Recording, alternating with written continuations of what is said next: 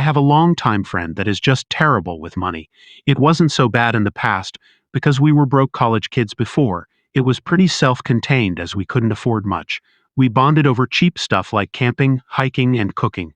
But over the last few years, now that we are working, the friend is getting worse. Earlier this year, my friend's ancient Econobox car finally crapped out on him. He asked for my help to choose a new car he could afford, and I suggested to get the cheapest reliable transportation he could, just something cheap and Japanese. He wanted something new with AWD so he can go ski and have an outdoorsy lifestyle. I mean, nothing wrong with that as long as he can afford it.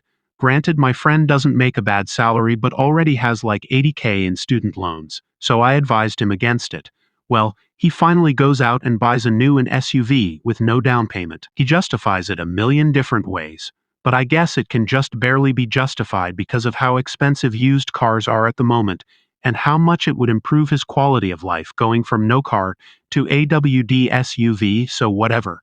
Either way though, it was at the edge of what he could afford, but he could just barely manage the payments if nothing went wrong, and he wasn't terribly underwater on it. I told him to go work Uber Eats for a few weeks until he has positive equity on it, and he should be fine. A month later, he decides his new car is a piece of shit because of road noise. He insists it's a defective lemon. It's not, he is just being irrational and trying to justify getting rid of the car he just bought. And now he wants a bigger car that costs 40% more. He asks me if this makes sense to do. I sat down with him and spent almost an entire weekend explaining slippage, fees, trade and values. How he will be losing his ass if he does this new deal so soon after buying his first new car, as he will end up with $12,000 of negative equity, and how he will be basically fucked financially for the next 5 years. I spend literally days explaining why rolling negative equity is a terrible idea. He responds a number of different ways. First saying I should take anxiety meds because I worry too much, then having a temper tantrum like a kid because he just wants it so much, and I'm the only one not telling him how awesome it would be, enabling and letting him get it. Well, he ignored me and just traded his new car in for the bigger one. I am so upset because I literally spent weeks going through numbers with him, trying to teach him about financial literacy and saving and budgeting towards his goals. For him to blame me for things, bury himself in car debt when he is already buried in student loan debt.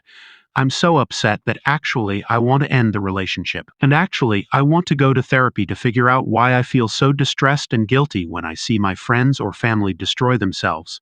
It's not my business. I understand people will make the decisions they're going to make, that they're going to learn one way or another, but that doesn't mean I need to be around to be the scapegoat and watch them self-harm when it's upsetting to me. My friend says I'm the one being irrational and overreacting, but this is not the first time he has done a dumb decision like this, and he ends up paying for it for a long time. And I have to be there to hear him complain about how shitty his life is, with a total lack of self-reflection. Frankly, I don't even see the positive aspects of the friendship anymore. Every conversation is about his problems. At what point am I just enabling self-harm? I don't want to do it anymore. TLDR. Am I overreacting for wanting to end a friendship because I won't watch them commit financial self-harm anymore?